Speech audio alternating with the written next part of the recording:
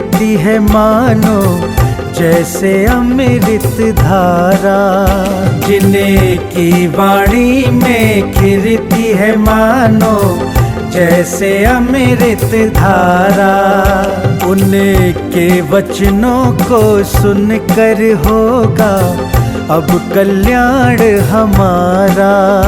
उनके वचनों को सुनकर होगा अब कल्याण हमारा। शिरोमणि शिष्या के स्वर्ण से शब्दों ने जगतारा। ऐसी पूर्णमती माता को शत शत नमन हमारा। शत शत नमन हमारा। पूर्णमती माता तुम सा ना जग में कोई सहारा। पूर्णमती माता तुम सा ना जग में कोई सहारा। जिन वाणी चैनल कहता है धन्य है भाग्य हमारा।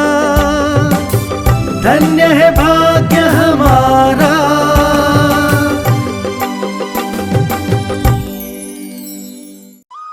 इस कार्यक्रम के पुण्यार्जक हैं आयोजक एवं निवेदक ज्ञान विद्या चातुर्मास समिति 2023 सकल Digambar Jain Samaj Ahmedabad. Kataria automobiles private limited Ahmedabad. Shri Jinendra Kumar Jain, Praveen Kumar Jain, Manish Ashish Nitin, firm Jainam group Ahmedabad.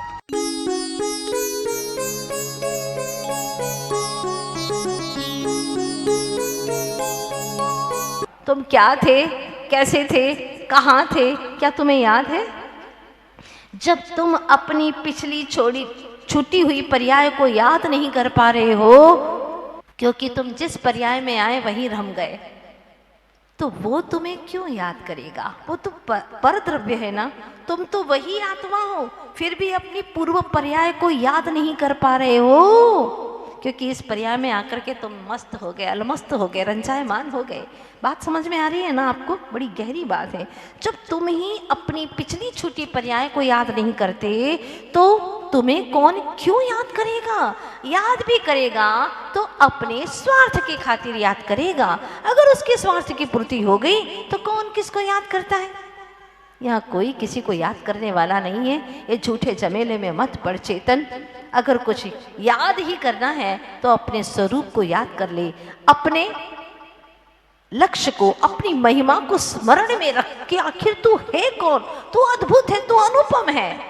आचार्य भगवान कुंद कुंज स्वामी कहते हैं सभी सिद्धों को वंदन करो। क्यों वंदन करो? क्योंकि वो ध्रुव है। तो मैं ध्रुव नहीं हूं क्या? तू भी ध्रुव है। और कैसा है?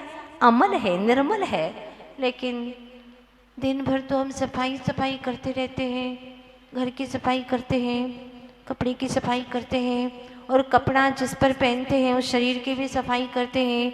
अहमदाबाद में बहुत गर्मी है, दिन भर पसीना आता है, दिन में 4 बार शरीर की सफाई करते हो ना? हाँ, क्यों? क्योंकि माता जी हमें मल पसंद नहीं है। बहुत अच्छी बात कही आपने। काश ऐसा हो जाए, कितना अच्छा होता। तुम्हें मल पसंद नहीं है, ये मल पसंद ना आवे तो कितना अच्छा हो जाए। 3 प्रकार के मल हैं, द्रव्य कर्म मल, भाव कर्म मल और नो कर्म मल। भाव कर्म मल राग द्वेष आदि विकारी भाव जो हमारे भीतर में हम उत्पन्न करते हैं, हम करते हैं 24 घंटा, वो है भाव कर्म रूपी मल। उससे 8 द्रव्य कर्म रूपी मल चिपकते हैं। ज्ञान वर्णादि 8 कर्म बंध को प्राप्त हो जाते हैं, आत्मा के प्रदेशों में उसका संबंध हो जाता है। और जब द्रव्य कर्म उदय में आते हैं तो वह किसी न किसी नो कर्म की सहायता से उदय में आते हैं। जैसे पुण्य का उदय आया, अच्छा बड़ा घर मिला, अच्छे अच्छे मित्र मिले, हाँ, और अहमदाबाद में आए, चातुर्मास मिला, सत्संग करने का अवसर मिला, और जो अनंत काल से आत्म तत्व मैं हूं उसे जानने का स्वर्णिम अवसर मुझे प्राप्त हुआ। हाँ, ये है नो कर्म। यानी कर्म के सहायक जो होते हैं उसे 9 कर्म कहते हैं। धन्य है सिद्ध भगवान जिन्होंने इन तीनों प्रकार के कर्म का विनाश कर दिया, कर्म से मुक्त हो गए, परिपूर्ण रूप से शुद्धता को प्राप्त हो गए। हमारी शुद्धता का कोई ठिकाना नहीं है, अभी कुछ और है, बाहर जाएंगे कुछ और हो जाएंगे, ऑफिस जाएंगे कुछ और हो जाएंगे, दुकान पे जाएंगे कुछ और, घर आएंगे कुछ और, पता नहीं कितने मुखौटे लगा लगा करके रखे हैं। और यहाँ कहते हैं मैं किसी का करता धरता नहीं है, बात समझ में आ रही है, हाँ आ रही है, लेकिन घर जा कर के कहते हैं कुछ समझता नहीं है, हाँ तेरा सारा काम मुझे देखना पड़ता है, पत्नी को कुछ अकल है नहीं है, कुछ समझती नहीं है, घर का भी देखो, हाँ फैक्ट्री का भी देखो, बच्चों का भी देखो, क्या क्या देखता रहूँगा। और अपने आप को ये कह करके सबका नियंता हासिल करना चाहता है कि मैं सबका करता हूँ, मेरे बिना तो कुछ होने वाला ही नहीं है। माता जी मैं आना चाहता हूँ सभा में, बहुत मन करता है, लेकिन क्या करूँ, सबको देखना पड़ता है, हाँ सबका करने वाला मैं ही हूँ ना, सबको देखना पड़ता है। पत्नी को भी इतना वो नहीं है समझ कि वो सब कुछ देख सके, घर भी देखना पड़ता है, दुकान भी देखनी पड़ती है, बच्चों को भी देखना पड़ता है, स्कूल भी देखना पड़ता है, फैक्ट्री देखनी पड़ती है, बहुत सारी जिम्मेदारी है, माथे पे बहुत बोझ है। मैं तो चुपचाप सुनती रहती हूँ, क्या करूँ, सुनना ही पड़ता है, ठीक है ना, हाँ सुन ही सकती हूँ, लेकिन इकट्ठा जवाब दे रही हूँ अभी आपको, ध्यान से सुनिएगा। ऐसे एक महानुभाव आए थे मेरे पास में, अहमदाबाद के ही थे, और उन्होंने कहा क्या करूं, सब कुछ करना पड़ता है, हो सकता है वो बैठे हुए भी हो यहाँ पर, समझ लेंगे वो। तो उन्होंने हमसे कहा कि माता जी क्या करूं, ऐसी ऐसी स्थिति, और घर जाकर के पूरे टाइम यही अपने आप को बोझिल समझता, मंदिर आता तो तरह तरह के विचार आते दिमाग के अंदर, भगवान तो दिखाई देते नहीं और वही सारे लोग दिखाई देते, क्योंकि दिमाग में जो भरा हुआ था, अगर अपने दिमाग में, अपने उपयोग में, अपने ज्ञान में अशांत जीवों को भरोगे तो वही अशांत और बेचैन ही आप पूरे टाइम नजर आओगे। जो मोबाइल में नहीं चाहिए उसको आप डिलीट करते हैं ना, बोलो हाँ, तो फिर यहाँ से डिलीट कब करोगे आप, करो ना डिलीट, यहाँ तो बहुत ज़रूरी है, वहाँ तो थोड़ा टाइम चल भी जाएगा, अलर्ट करते हैं वह बार बार, हाँ डाटा फुल हो गया है, ऐसा हो गया है, वैसा हो गया है, तो आप लोग समझते हैं, वायरस लग जाता है तो आप लोग समझ जाते हैं, मोबाइल का तो हर फंक्शन, अरे माता जी हमारा 5 साल का बच्चा इतना ब्रिलियंट है, पूरा मोबाइल चलाना जानता है, खुश हो गए माँ बाप। अरे दुश्मन हो तुम उसके, जो उसको बर्बाद करने वाला है, उसके सारे फंक्शंस उसको याद है, पता है, तो कौन सा बड़ा काम कर लिया उसने, ये अपनी बर्बादी का साधन ढूंढ लिया उसने, और आप बड़े खुश हो जाते हैं। अपनी जिंदगी का कुछ अता पता नहीं, क्योंकि उपयोग तो इतना ही है, शक्ति तो इतनी है आपकी, अगर इस शक्ति को, आत्मा की शक्ति को आपने बाहर में लगा दिया तो आप अंदर में जा नहीं पाएंगे। हाँ जो हम यहाँ पर कह रहे हैं उसको भी शांत मन से सुन नहीं पाएंगे, उसको टिका भी नहीं पाएंगे, बिल्कुल सच बात है यह। आज से 20 साल पहले जब मैं पीछे जाती हूँ, तो जब आहारचर्या को हम निकलते थे, लोगों को एक बार कहते थे, बताते थे कि देखो आप लोग इधर उधर कहीं स्पर्श नहीं करना, गाड़ी को स्पर्श नहीं करना, ये धागों को किसी को भी स्पर्श नहीं करना, एक बार बोलना पड़ता था और पूरा रास्ता वह तय कर लेते थे। किंतु अब 4 फीट की दूरी पर दूसरी गाड़ी है, यहाँ पर कहना पड़ता देखो गाड़ी को छूना नहीं, फिर गाड़ी आती है, फिर वो छूने लग जाते हैं, फिर कहना पड़ता देखो छूना नहीं, हाँ छूना नहीं, बार बार वो चीज को कहना पड़ रहा है। क्यों? क्योंकि तुम्हारी जो आत्मा की शक्तियां वो बाहर में लग गई है, वो तुम्हारे सही उत्थान के कार्य में काम नहीं कर रही है। पूरी दिमाग की शक्तियां, पूरी ज्ञान की शक्ति तुम्हारी इसी बाहर के कामों में लग गई है, इसलिए बात आपको कुछ समझ में नहीं आती। पहले के बच्चों को एक बार समझाते थे समझ जाते थे, पहले के व्यक्तियों को एक बार समझाते थे समझ जाते थे, लेकिन अब बोलो ना कितनी बार समझाना पड़ता है, कई बार, बार बार, इसके बावजूद भी समझ जाए बहुत बड़ी बात है। शुद्धि के वस्त्र पहने हैं, यहाँ भी छू रहे हैं, वहां भी छू रहे हैं, सब छू रहे हैं, कोई शुद्धि का भान ही नहीं है, चले जा रहे हैं, आहार दे रहे हैं, ध्यान रखना, अगर अशुद्धि का एक धागा भी स्पर्श किया हुआ, तुमने आहार दे दिया, तुम कभी जीवन में चारित्र को अंगीकार नहीं कर पाओगे। क्योंकि चारित्र भ्रष्ट करने की आपने मन में सोच लिया है ना, भले ही नहीं सोचा हो, लेकिन अशुद्धि के साथ में आहार दे रहे हो, उनके चारित्र को आप शुद्ध नहीं रखना चाहते। नियम है एकदम शुद्धि के साथ में, तन शुद्धि, मन शुद्धि, वचन शुद्धि। अभी तो बोध आत्मबोध शिविर में ये विषय चलने वाला 16 प्रकार की शुद्धि। आखिर क्या मनोविज्ञान है, क्या विज्ञान है? हमारा जैन धर्म बिल्कुल साइंटिफिक है, एकदम वैज्ञानिक तथ्यों से भरा हुआ है। उसको समझने का प्रयास करें। अगर शुद्धि का ध्यान नहीं रखेंगे तो आपको तीव्र पाप का बंध हो जाएगा, पुण्य तो आपका बिल्कुल माइनस होता चला जाएगा, माइनस मार्किंग होती चली जाएगी। इसलिए हमेशा शुद्धि का ध्यान रखते हुए आप लोग कार्य करेंगे। बात यहाँ पर चल रही है मल की। अगर मन में मल है, चेतन में मल भरा पड़ा है, तो हमें शांति कैसे मिलती है? शरीर के ऊपर मल लिपटा हुआ तो आपको बिल्कुल पसंद नहीं आता। लोग देखेंगे तो क्या होगा? और तुम्हें अनंत अनंत सिद्ध भगवान देख रहे हैं, उसका क्या है? इतने मल से लिपटे हुए हो, 3 प्रकार के मल से, द्रव्य कर्म मल, भाव कर्म मल और 9 कर्म मल से लिपटे हुए हो, उसका क्या? जो अनंत सिद्ध भगवान देख रहे हैं, अनंत ज्ञानी हमें देख रहे हैं, उसका क्या? अपने आप को सबका नियंता मान रहे हैं और अपने आप की जिंदगी को सुधार ही नहीं पा रहे। तो वो व्यक्ति जो आया था मेरे पास में और उसने कहा ऐसी ऐसी बात है, ठीक है। ऐसी एक घटना और दूसरे गांव में एक गुरु के साथ में घटित हुई। आज से सैकड़ों वर्ष पूर्व की घटना है। और गुरु के पास में आकर के उसने कहा कि ऐसा ऐसा है, घर में सब कुछ मुझे करना पड़ता है। गुरु ने कहा ठीक है। वो उसको शिक्षा देना चाहते थे। गुरु ने कहा ऐसा नहीं है जैसा तुम सोचते हो। और वह घर जाकर के पूरे टाइम यही बोलता, बच्चा कुछ समझता नहीं है, पत्नी को कुछ भी अक्ल नहीं है, ऐसा वैसा, सबको हीन समझता और अपने आप को सबसे ज़्यादा पावरफुल, बड़ा ज्ञानी, समझदार समझता।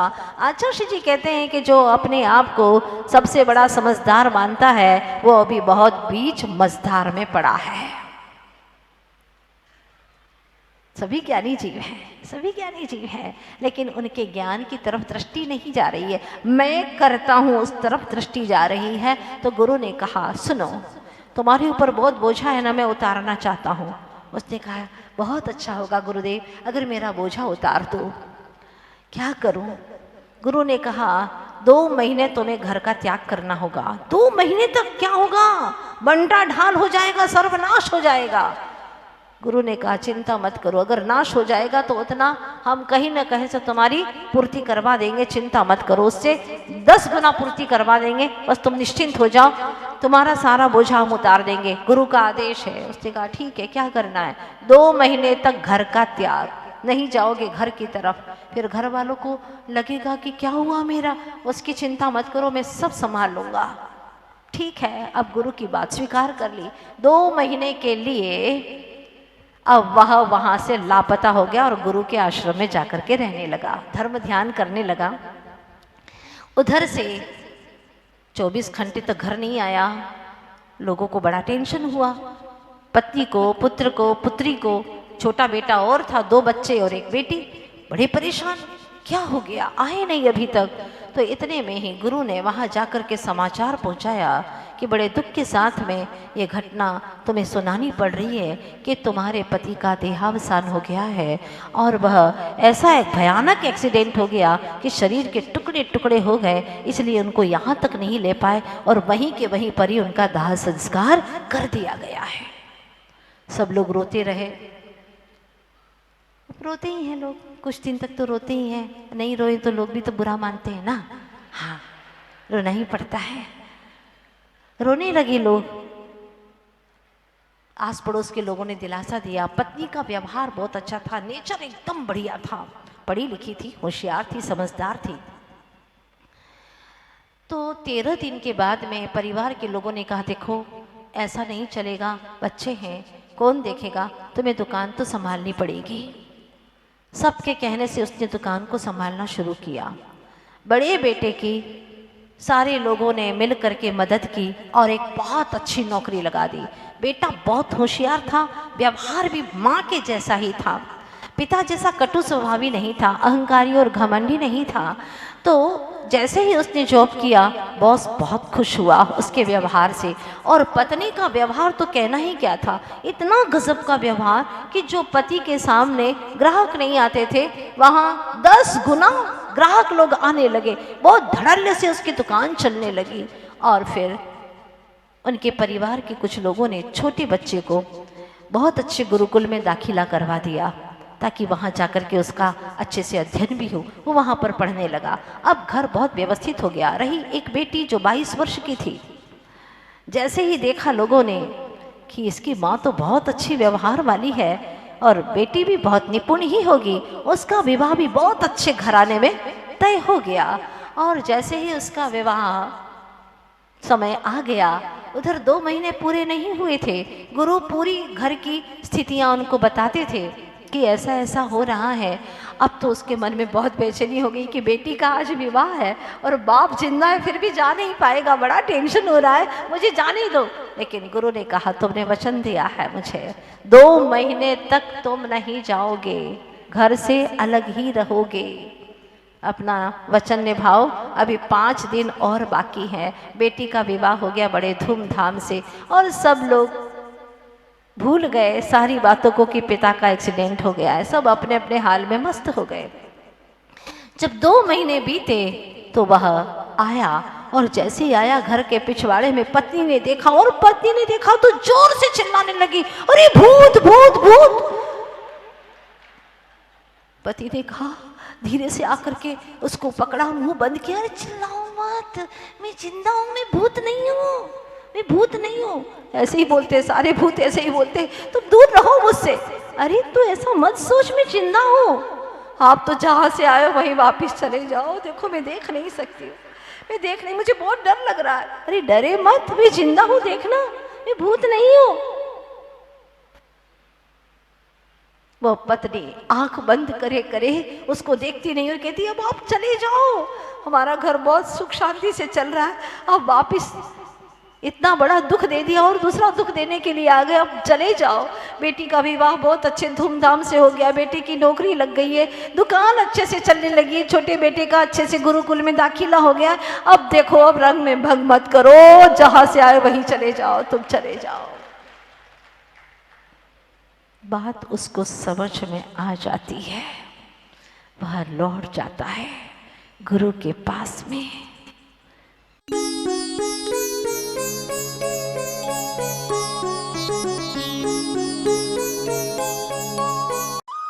इस कार्यक्रम के पुण्यार्जक थे आयोजक एवं निवेदक ज्ञान विद्या चातुर्मास समिति 2023 सकल Digambar Jain Samaj Ahmedabad, Kataria automobiles private limited Ahmedabad, Shri Jinendra Kumar Jain, Praveen Kumar Jain, Manish Ashish Nitin, firm Jainam group Ahmedabad.